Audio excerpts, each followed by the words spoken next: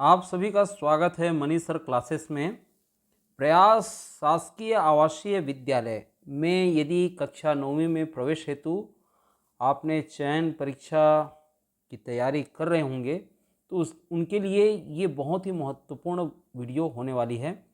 सत्र 2017-18 में किस तरह से क्वेश्चन लिया जाता था, है ना, ये सब चीज़ की जानकारी आपको मिलेगी। और अभी आने वाले दिनों में जो परीक्षा की तैयारी आप करेंगे उसके लिए आपको एक अच्छा खासा आपको जो है एक प्लानिंग बन सकती है। तो जैसा कि उस समय परीक्षा का दिनांक 13/8/2017 था, तो यहाँ पर ये दी गई है। यहाँ पर अनुक्रमांक लिखना था, बालक बालिका, जाति, जिला, निवास प्रमाण पत्र में उल्लेखित जिला, विद्यार्थी का हस्ताक्षर और पर्यवेक्षक का हस्ताक्षर। कहने का मतलब यही है कि यही आपका उत्तर पेपर है ना।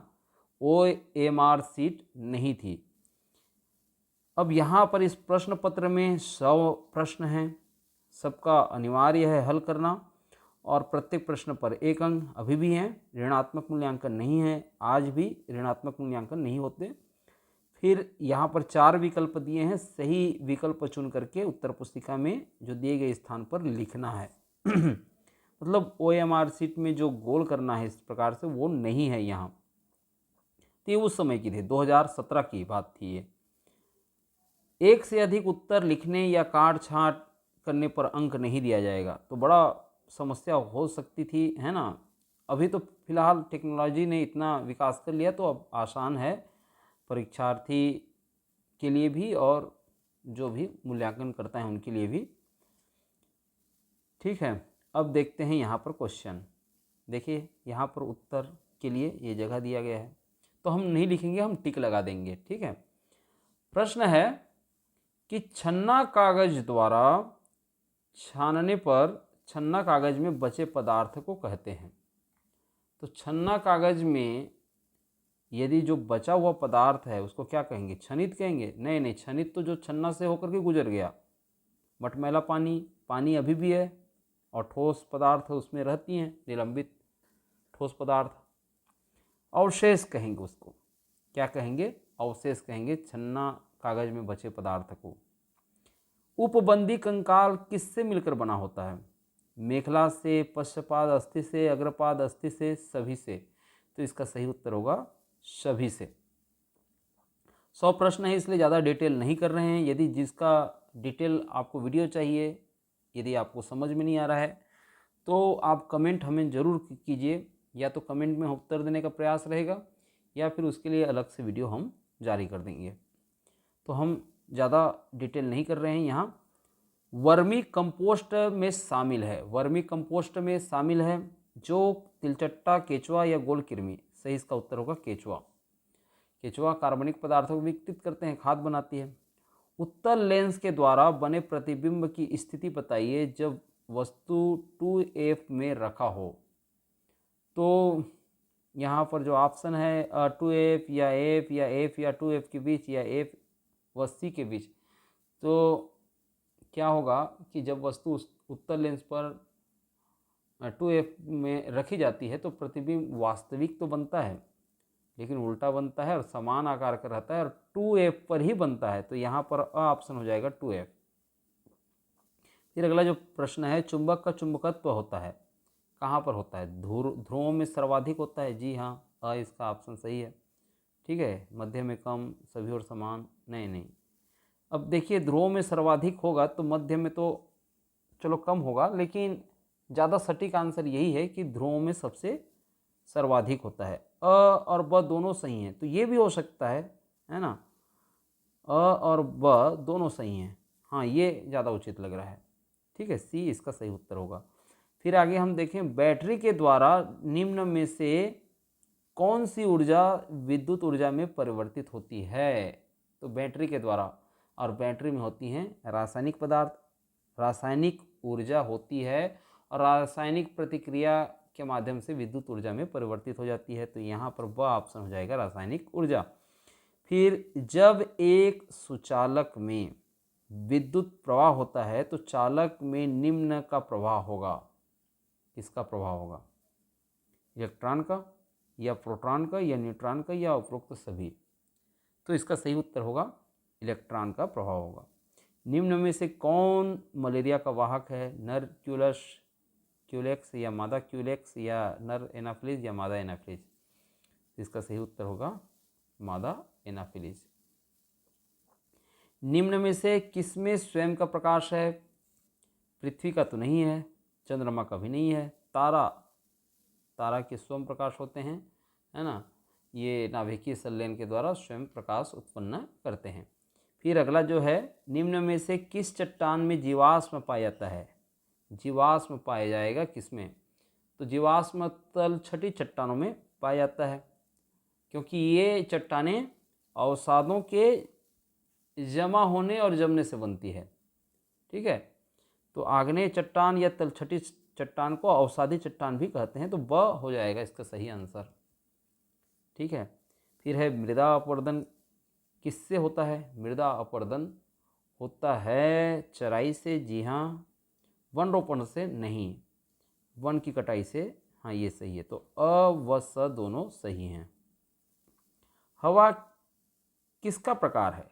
हवा किसका प्रकार है? मिश्रण का प्रकार है। मिश्रण हो जाएगा। ठीक है, और यहाँ पर यौगिक विधि है, तो यौगिक तो है नहीं, मिश्रण है। चलो, हवा में विभिन्न प्रकार के जो गैसें हैं, जिसमें नाइट्रोजन, ऑक्सीजन। हाँ, ये बात अलग है कि कार्बन डाइऑक्साइड एक यौगिक है, लेकिन हम उसको यौगिक है ऐसा नहीं बोलेंगे हवा को, है ना, मिश्रण है। फिर अगला जो है, निम्न में से कौन सी गैस वातावरण में बहुतायत पाई जाती है? नाइट्रोजन पाई जाती है 78%। फिर यहाँ पर देख रहे हैं कि जिंक है, फिर हाइड्रोक्लोरिक अम्ल है, और जिंक जो है हाइड्रोजन को विस्थापित कर दिया और जिंक क्लोराइड बना दिया और हाइड्रोजन गैस मुक्त हो गई। ये कौन सी अभिक्रिया है? सड़न है या विस्थापन? देखिए, मैंने अभी विस्थापन का जिक्र किया ना, जिंक जो है हाइड्रोजन को विस्थापित कर दिया, विस्थापन अभिक्रिया होगा, है ना। यदि एक सोना, चांदी व लोहे के क्षण को कॉपर सल्फेट के विलयन में डुबो देते हैं, तो किस क्षण पर तांबे की परत चढ़ जाएगी? देखिए, सोना की जो बात हो रही है और चांदी की बात हो रही है, लोहा की बात हो रही है, तो इसमें उत्तर होगा लोहा। क्यों? क्योंकि कॉपर सल्फेट के विलयन से तांबे को विस्थापित कर देता है और लोहे के क्षण पर तांबे की परत चढ़ जाएगी। लेकिन जो सोना और चांदी हैं, ये तो हैं निष्क्रिय धातु, है ना, कॉपर सल्फेट के साथ ये प्रतिक्रिया नहीं करते, तो इसलिए अ हो जाएगा लोहा। निम्न में से कौन सूखा बर्फ कहलाता है? कौन सूखा बर्फ कहलाएगा? जी हाँ, ठोस कार्बन डाइऑक्साइड।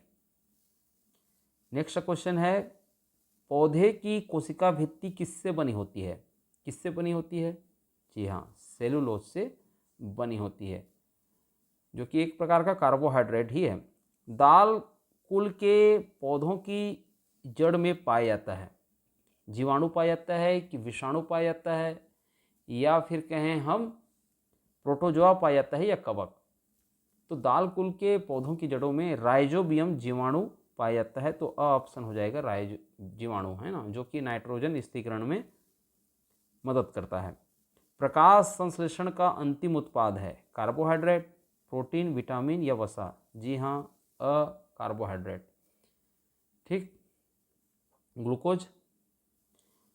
फिर आगे हम देखें, पेट्रोलियम में पाया जाता है। पेट्रोलियम में देखिए, पेट्रोलियम कार्बनिक पदार्थ है, कार्बन और हाइड्रोजन उसमें पाया जाता है। ठीक है, यहाँ पर ऑक्सीजन, नाइट्रोजन, मोनोऑक्साइड ऐसा है, ये नहीं है। ठीक है, हाइड्रोकार्बन मतलब जैसे CH4, C2H6, है ना, ये आप हाइड्रोकार्बन तो आप जानती हैं।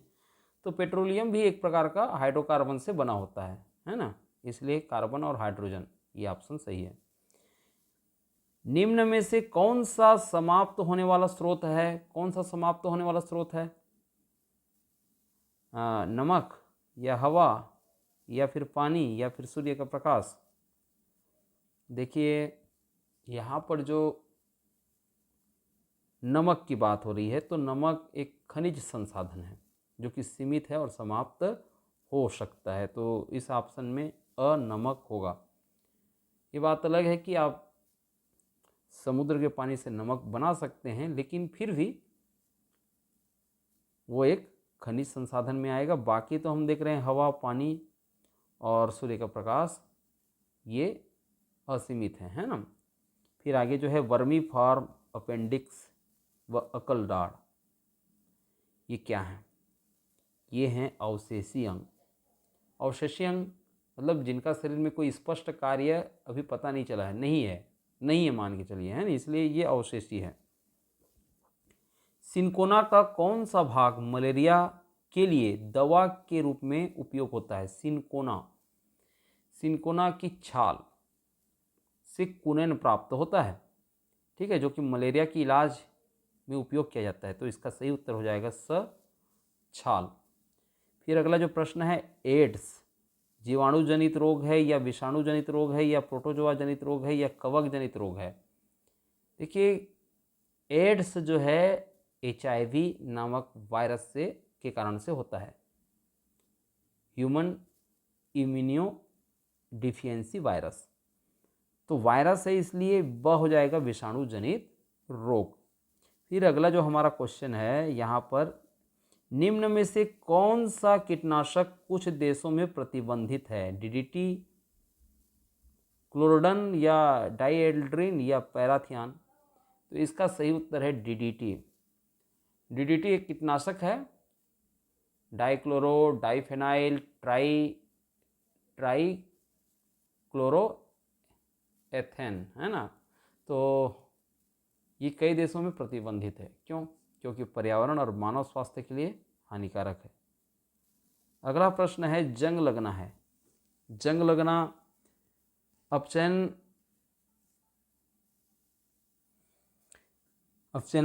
अभिक्रिया और है ऑक्सीकरण अभिक्रिया, फिर अपचयन ऑक्सीकरण अभिक्रिया जिसको रेडॉक्स अभिक्रिया के नाम से भी जानते हैं, विस्थापन अभिक्रिया। तो जंग लगना एक ऑक्सीकरण अभिक्रिया है। क्यों? क्योंकि लोहा में ऑक्सीजन जुड़ जाता है ना, तो प्रतिक्रिया करके फिर आयरन ऑक्साइड बनाता है, वही इसी को जंग कहते हैं। फिर आगे है, पीतल में पाया जाता है। पीतल में तांबा और जस्ता पाया जाता है, तो हो जाएगा तांबा और जिंक को ही जस्ता कहते हैं, तो एक मिश्र धातु है पीतल। फिर माणिक में लाल रंग किसकी उपस्थिति के कारण होता है? यह है प्रश्न।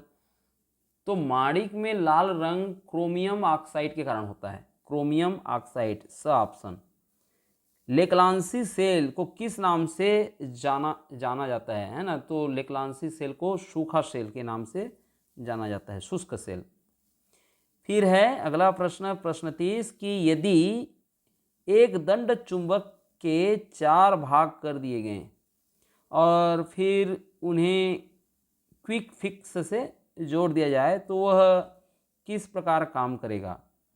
4 दंड चुंबक के समान, या 4 सामान्य लोहे की छड़ के समान, या एक सामान्य दंड चुंबक के समान, या एक सामान्य लोहे के छड़ के समान?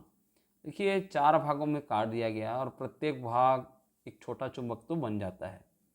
जब उन्हें वापस जोड़ा जाता है तो वे एक सामान्य दंड चुंबक के रूप में काम करेंगे फिर से, है ना। तो एक हो जाएगा सामान्य दंड चुंबक के समान। फिर आगे, एक विद्युत घंटी में उपयोग होने वाली चुंबक, विद्युत घंटी में जो उपयोग होने वाली जो चुंबक होती है वो अस्थायी चुंबक होती है। असल में होता यह है कि विद्युत धारा के प्रवाह के कारण चुंबकीय क्षेत्र उत्पन्न होता है और विद्युत धारा यदि चली गई तो फिर वो चुंबकीय क्षेत्र भी गायब है, ठीक है। फिर अगला जो क्वेश्चन है, समुद्री सतह में वायुमापी के स्तंभ में पारा की ऊंचाई होती है? तो इसका सही उत्तर है 76 सेंटीमीटर। फिर अगला क्वेश्चन है, कैमरे के फिल्म को मनुष्य के आँख के किस भाग से तुलना करते हैं? तो किस भाग से तुलना करते हैं? जी हाँ, दृष्टि पटल से उसकी तुलना करते हैं, रेटिना, है ना। तो क्योंकि दोनों ही प्रकाश को संवेदन करके और चित्र बनाने का कार्य करते हैं। फिर अगला क्वेश्चन है कि निम्न में से किस गैस को दाब डालकर द्रव में परिवर्तित कर सकते हैं? तो श है ब्यूटेन व प्रोपेन को आसानी से दाब कर द्रवित किया जा सकता है, इसलिए इनका उपयोग एलपीजी में होता है। खाने का सोडा है, खाने का सोडा किसको कहते हैं? खाने का सोडा सोडियम बाइकार्बोनेट है ना, तो ये हो जाएगा बेकिंग सोडा, सोडियम बाइकार्बोनेट। फिर है द्रव धातु, है द्रव धातु पारा है ना, इस जो कि तापमापी में इसका उपयोग किया जाता है। फिर नेक्स्ट क्वेश्चन है साधारण सूक्ष्मदर्शी में पाए जाने वाला लेंस है अवतल है या उत्तल है या गोलाकार है ना, तो उत्तल लेंस इसका सही उत्तर होगा। यदि एक कार 35 किलोमीटर प्रति घंटे की रफ्तार से चल रही है तो 12 मिनट में कितनी दूरी तय करेगी? देखिए दूरी का जो सूत्र है गति गुणित समय, और यहाँ पर हम देखें तो समय को घंटे में यदि बदल लें 12 मिनट को घंटे में यदि बदल लें तो क्या हो जाएगा 12/60, यानी यहाँ पर हम इसको हल करें तो 2 छिक्का 12 और ये 2 तिया 6 और 0 का 0। फिर इसी तरीके से हम देखें यहाँ पर 2 तिया 6 और ये 30 का आधा हो गया 15, फिर 3 एकम 3 और 3 पंचे 15, या हम इसको ये भी कह सकते हैं कि 1/5 हो गया। अब दूरी कितनी है? दूरी बराबर हमको ज्ञात करना है यहाँ पर कितनी दूरी तय करेगी, तो गति कितनी है? गति है गति गुणित समय, जैसे बात होती है दूरी बराबर, तो गति हो गई आपकी 35 किलोमीटर प्रति घंटा और समय कितना हो गया 1/5, तो 5 एकम 5 5 सत्ते 35, ये आ गया 7 किलोमीटर प्रति घंटा है, तो 7 किलोमीटर दूरी तय करेगी, है ना। घंटा तो कट गया, इधर 5 से कट गया है ना, ये कट गया, तो 7 किलोमीटर इसका सही उत्तर हो जाएगा 7 किलोमीटर। साफ आकाश के नीला दिखने का कारण क्या है? तो इसका सही उत्तर है प्रकाश का फैलाव, जिसको हम प्रकाश का प्रकिरणन भी कहते हैं।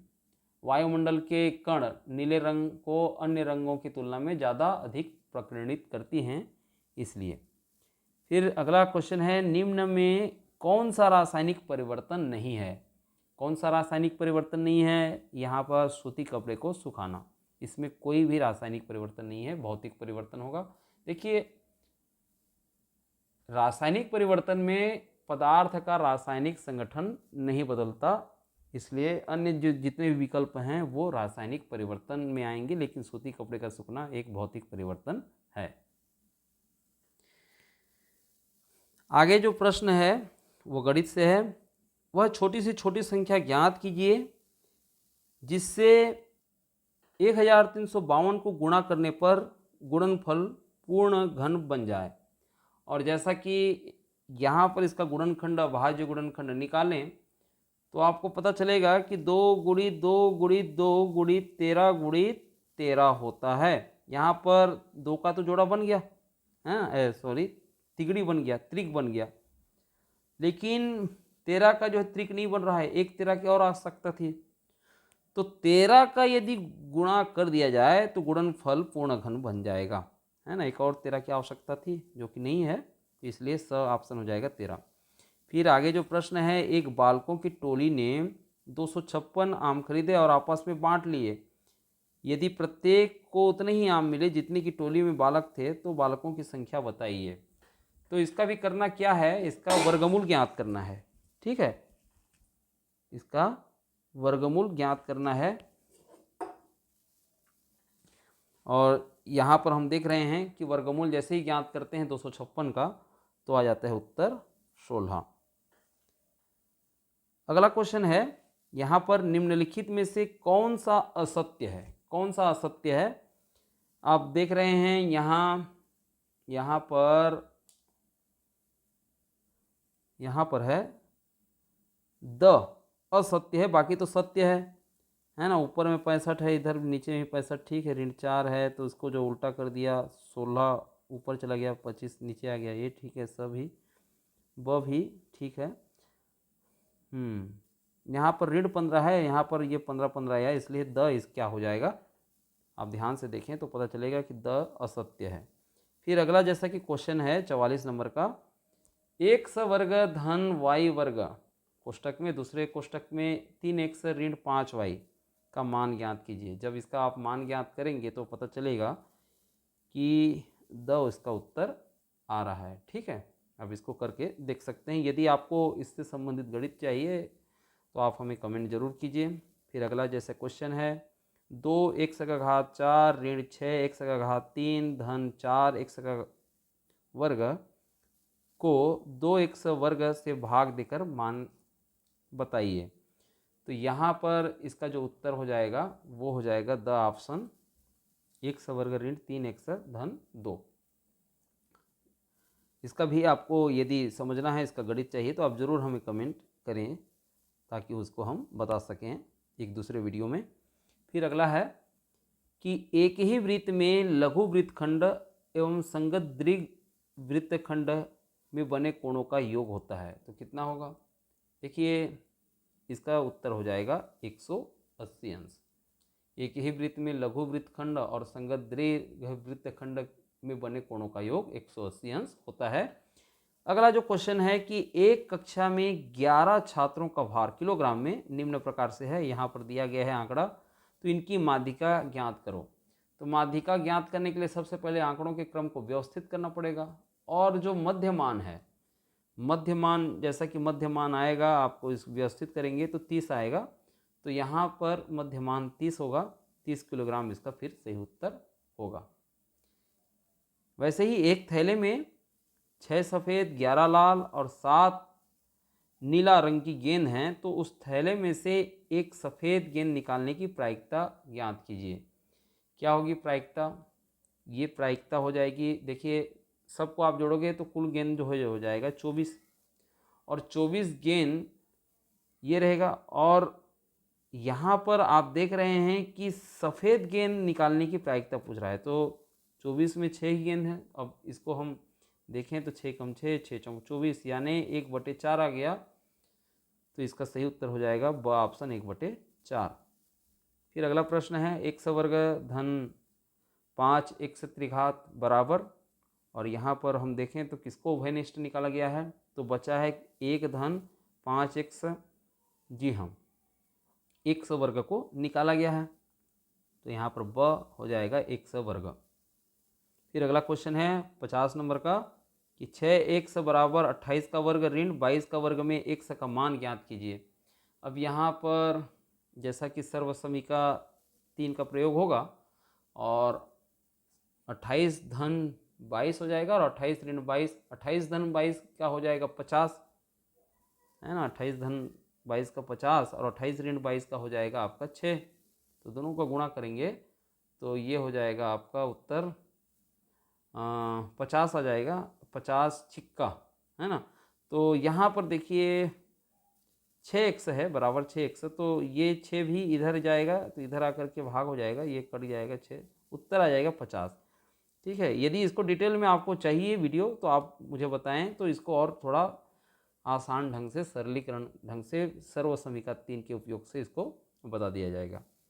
वीडियो लंबा ना करते हुए आगे हम देखें 51 नंबर का, रिक्त स्थानों की पूर्ति कीजिए। यहाँ पर आप देख रहे हैं x वर्ग ऋण 25 y वर्ग बराबर x धन 5y, और क्या हो जाएगा, उसके बाद हो जाएगा आपका अगला ऑप्शन x ऋण 5y। क्यों, क्योंकि सर्वसमीका 3 का प्रयोग होगा ना।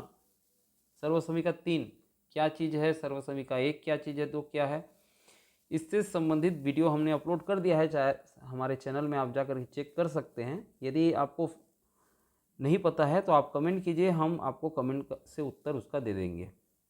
फिर अगला जो प्रश्न है, एक बहुभुज में भुजाओं की संख्या 15 है, तो अंतःकोणों का योग क्या होगा। क्या होगा, एन ऋण 2 और इसका गुणा जो है 180 अंश के साथ होता है।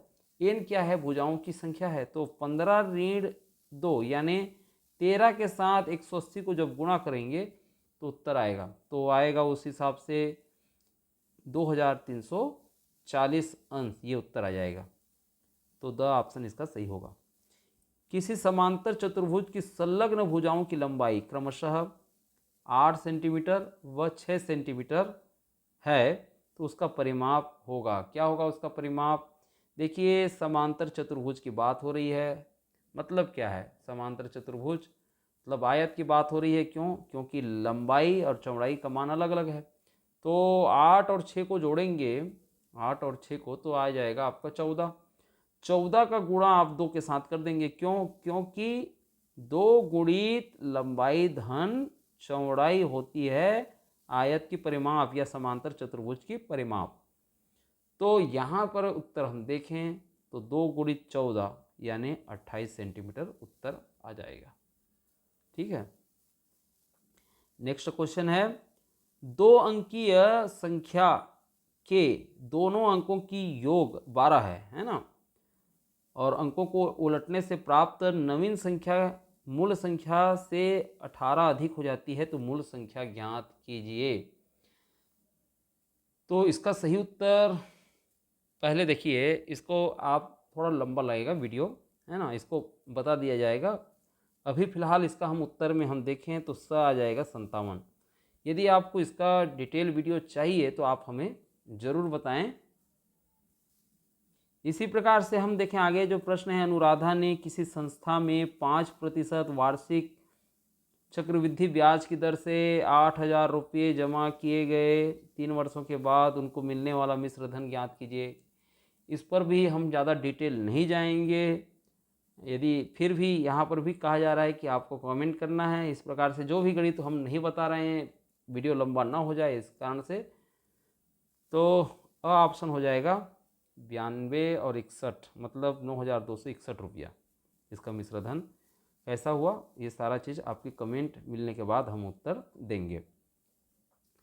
अगला प्रश्न है, 3200 रुपये पर 12% वार्षिक ब्याज की दर से 2 वर्ष के लिए साधारण ब्याज व चक्रवृद्धि ब्याज का अंतर ज्ञात करना है आपको। तो इसका सही उत्तर होगा आपका ब 44.08। फिर है अगला, सर्जियस ने एक साइकिल खरीदी जिसका मूल्य 1,750 रुपये है। यदि साइकिल पर बिक्री कर की दर 4% है तो सर्जियस को साइकिल के लिए कितने रुपये देने पड़ेंगे। तो इसका सही उत्तर है आपको 1,820 रुपये, ब ऑप्शन है ना। फिर है, एक समलंब चतुर्भुज की समांतर भुजाएं 20 सेंटीमीटर व 8 सेंटीमीटर है। इन भुजाओं के बीच की दूरी 12 सेंटीमीटर है, इसका क्षेत्रफल ज्ञात कीजिए। तो आप क्षेत्रफल जब ज्ञात करेंगे तो आपको पता चलेगा कि 168 वर्ग सेंटीमीटर होगा। फिर है, एक वृत्ताकार क्रिकेट मैदान की त्रिज्या 60 मीटर है। मैदान के बाहरी चारों ओर 7 मीटर चौड़ी दर्शक दीर्घा बनानी है दर्शकों के बैठने के लिए, तो उसका क्षेत्रफल ज्ञात कीजिए। तो यहाँ पर आपको क्षेत्रफल ज्ञात करना है बड़े वृत्त के साथ छोटे वृत्त का, है ना। तो फिर आपको वृत्त का क्षेत्रफल ज्ञात करना पड़ेगा, तो उस हिसाब से ये बनेगा। खैर इसको आपको डिटेल में यदि वीडियो इसका चाहिए तो हम बना देंगे, फिलहाल इसके लिए आपको कमेंट तो करना ही पड़ेगा, है ना। तो यहाँ पर अ ऑप्शन है 2,794 वर्ग मीटर। फिर अगला क्वेश्चन है कि यदि एक बेलन का व्यास दुगुना कर दिया जाए तो प्राप्त नए बेलन का आयतन एवं पहले वाले बेलन का आयतन में क्या अनुपात होगा। तो इसका सही उत्तर होगा, क्या अनुपात होगा। देखिए आयतन पाई आर वर्ग एच के द्वारा ज्ञात किया जाता है ना। और यदि व्यास दुगुना हो जाए यानी त्रिज्या भी दुगुनी हो जाएगी और आर वर्ग है और दुगुनी हो जाएगी, तो फिर क्या हो जाएगा, दुगुनी का दुगुनी, है ना। फिलहाल इसको कैसे आपको बताएंगे, इसका उत्तर आपके कमेंट पर ही है। द ऑप्शन हो जाएगा 4:1। फिर है 61 नंबर का कि एक घनाकार घंटी का प्रत्येक फलक 1 मीटर का हो तो उस घंटी की क्षमता होगी, उस घंटी की क्षमता कितनी होगी।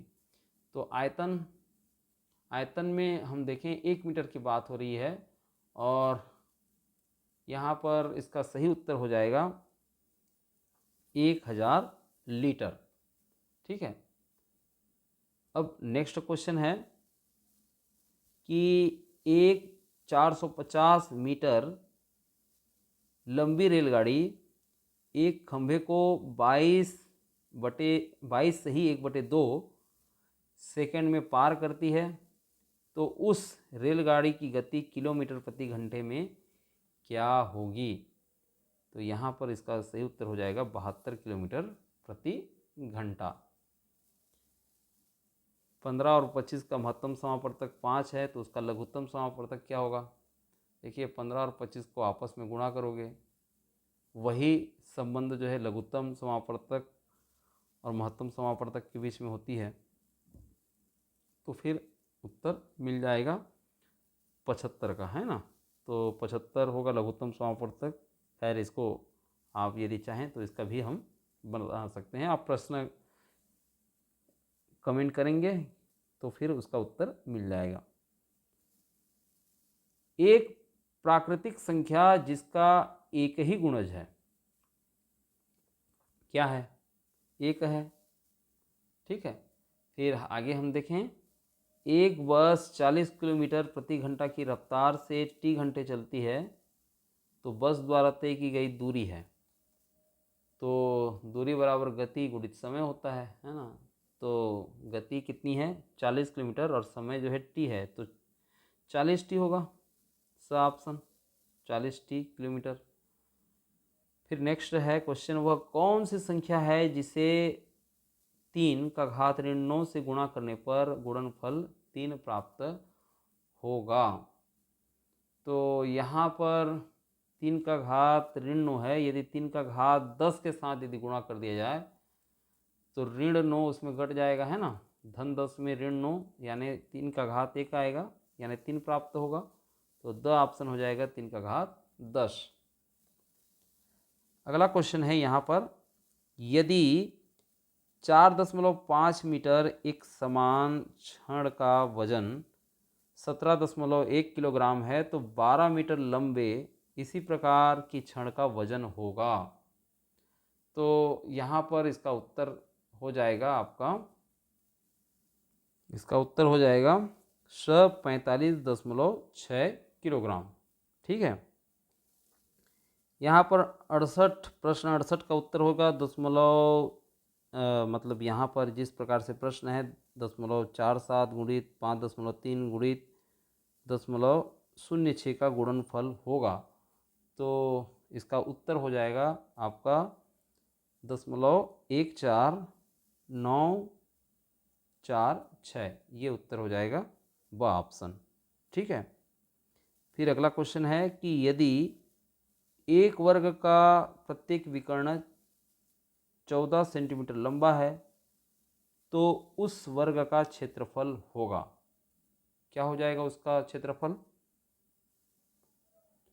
98 वर्ग सेंटीमीटर। एक फल विक्रेता के पास कुछ सेब फल थे और फल का प्रतिशत 40% बेचने के बाद उसके पास 420 सेब फल बचे, तो बताइए उसके पास कुल कितने सेब फल थे। इसका उत्तर हो जाएगा 700 सेब फल थे। फिर यहाँ पर हम देखें कि निम्न में से 2/3 या 5/9 या 1/2 व 7/12 कौन सा भिन्न सबसे बड़ा है। तो यहाँ पर इसका उत्तर होगा, सही उत्तर हो जाएगा 2/3। अब कैसा होगा इसके लिए वीडियो लंबा नहीं करना है, आपको बार बार बताया जा रहा है। ठीक है। फिर है 10 लड़के एक गड्ढा खोदने में 12 घंटे लगाते हैं तो 8 लड़के उस गड्ढे को कितने देर में खोदेंगे। सही उत्तर हो जाएगा 15 घंटा। ठीक है। यदि किसी संख्या का 1/3 मान 24 है, मतलब 1/3 मान 24 है, यानी कहें तो इसको अनुपात से हम देख सकते हैं कि, है ना, 1/3 है, समझिए 1/3, 1/3 बराबर 24। ठीक, तो 1 बराबर क्या है, वह संख्या क्या है, 3 को इधर पक्षांतर कर देंगे, 24 के साथ 3 का गुणा हो जाएगा तो 72 आ जाएगा, तो यहाँ पर 72 हो जाएगा। ठीक, एक त्रिभुज के तीनों कोणों का अनुपात 2:3:4 है, तो त्रिभुज के कोणों का मान होगा, क्या मान होगा, जी हाँ, 40, 60 व 80। दो पूरक कोणों का अंतर 40 अंश है, तो कोणों का मान होगा, पूरक कोणों का अंतर पूछा है, तो पूरक कोणों का अंतर हम देखें तो यहाँ पर ऑप्शन में ये बताएं कि ऐसे कौन कौन से जोड़े हैं जो पूरक कोण बनाएंगे। तो जी हाँ, यहाँ पर आप देख रहे हैं कि 25 और 65 अंश, दोनों कोणों का योग 90 अंश होगा, तो यहाँ पर द ऑप्शन हो जाएगा 25 और 65 अंश, है ना। फिर नेक्स्ट है कि एक संख्या का आधा उसके 1/4 से 15 अधिक है, तो वह संख्या होगी, क्या होगी वह संख्या, यहाँ पर उत्तर होगा द 60। फिर अगला जैसा क्वेश्चन है, एक बेलन का आधार का क्षेत्रफल 154 वर्ग सेंटीमीटर और ऊंचाई 8 सेंटीमीटर हो तो उसका आयतन कितना होगा। तो उसका आयतन हो जाएगा 1232 और आयतन का जो मात्रक होता है वो है घन सेंटीमीटर हो जाएगा। ठीक है। फिर अगला जैसा है, वह धन 20 वर्षों में एक निश्चित सरल ब्याज के द्वारा दुगुना हो जाता है, तो वह धन उसी ब्याज में कितने वर्षों में 3 गुना होगा। तो इसका भी उत्तर आप लोगों को बताया जाएगा एक अगले ही वीडियो के रूप में, यदि आप लोगों को चाहिए तो। और हम कोशिश करेंगे कि सारे गणितों का एक बार एक वीडियो बनाएं, है ना, तो फिर ये सारा चीज़ जो है सॉल्यूशन हो जाएगा। फिलहाल इस वीडियो का मकसद यही है कि 2017 में कौन कौन से क्वेश्चन पूछे गए हैं इसकी आपको जानकारी देना, है ना, और एक मॉडल आंसर भी हमारे ओर से देने का प्रयास हो रहा है। ठीक, तो यहाँ पर हो जाएगा ब ऑप्शन 40 वर्ष। फिर है यहाँ पर कि एक 320 मीटर लंबी ट्रेन जिसकी गति 72 किलोमीटर प्रति घंटा है, एक खंभे को कितनी देर में पार करेगी। और यहाँ पर इसका आंसर हम यदि देखें तो इसका आंसर हो जाएगा 16 सेकेंड में पार करेगी। नेक्स्ट क्वेश्चन है कि 4 लड़कियों का औसत वजन 60 किलोग्राम है और प्रथम 3 लड़की का वजन, जो प्रथम लड़की का वजन 3 लड़कियों के वजन के योग का 1/4 है, तो प्रथम लड़की का वजन किलोग्राम में कितना होगा। 48 किलोग्राम होगा। कैसा होगा उसको हम बताएंगे। प्लासी का युद्ध कब लड़ा गया। प्लासी का युद्ध लड़ा गया है 1757 में। बुलंद दरवाज़ा कहाँ स्थित है। बुलंद दरवाज़ा फतेहपुर सीकरी में स्थित है। माई एक्सपीरियंस विथ ट्रूथ के लेखक कौन है, तो महात्मा गांधी जी हैं। और राज्यसभा का सभापति होता है, तो राज्यसभा का सभापति होता है उपराष्ट्रपति। श्वेत क्रांति का संबंध किससे है। श्वेत क्रांति का संबंध दुग्ध उत्पादन से है। और फिर चिपको आंदोलन किसके द्वारा प्रारंभ किया गया, तो सुंदरलाल बहुगुणा के द्वारा प्रारंभ किया गया। भारत एक खोज के लेखक कौन है, तो भारत एक खोज के लेखक पंडित जवाहरलाल नेहरू हैं। नेक्स्ट क्वेश्चन कि दीन इलाही के संस्थापक कौन है, तो अकबर हैं। साथ में हम देखें तो भारत का कौन सा राज्य संविधान की धारा 370 के अंतर्गत आती है। पहले आती थी, है ना, तो 370 हट गया ऐसा अब कहा जा रहा है, तो जम्मू कश्मीर वो आती थी उस समय का। हम मॉडल आंसर में हम देखें तो तो 50 रुपये के नोट में किसके हस्ताक्षर होते हैं? तो रिजर्व बैंक के गवर्नर के होते हैं। तरनी तनुजा तट तमाल तरुवर बहुछाय में कौन सा अलंकार है? अनुप्रास अलंकार है। त वर्ण की आवृत्ति हो रही है बार बार। फिर अगला है नाटा का पर्यायवाची शब्द, नाटा का पर्यायवाची शब्द हो जाएगा ठिगना। फिर है दिन रात में कौन सा समास है? दिन रात में है द्वंद्व समास। जो ईश्वर को नहीं जानता वह कहलाता है नास्तिक, ईश्वर को जो नहीं जानता है उसको कहते हैं नास्तिक। फिर अगला यहाँ पर क्वेश्चन है कि निम्नलिखित में से किसका संबंध छत्तीसगढ़ से नहीं है? तो यहाँ पर सुंदरलाल शर्मा का तो है, पद्मलाल पुन्नालाल बख्शी का भी है, लक्ष्मण मस्तूरिया का है, तो उपरोक्त में से कोई नहीं, ये द हो जाएगा। फिर अगला हमारा यहाँ पर प्रश्न है अंग्रेजी से, imaginary power which has settled everything that is to happen. तो यहाँ पर हम इसका अर्थ यदि देखें तो क्या होगा कि वह काल्पनिक शक्ति जिसने वह सब कुछ तय कर दिया है जो होने वाला है। तो यहाँ पर डव होगा या फिर मिराकल या फिर कहें फैट या फिर थ्रिल। तो मिराकल तो नहीं है, ना ही डव भी नहीं है, थ्रिल भी नहीं है, फैट होगा। फैट यानी होता है भाग्य, भाग्य ही सब कुछ तय कर दिया है कि जो होने वाला है, इस प्रकार से कहा जाता है ना। Which of the flowing is unmatched. यहाँ पर ऑप्शन है पुअर एंड रिच, फिर है डार्क एंड लाइट, फिर है गुड एंड बेटर, फिर राइट एंड रॉन्ग।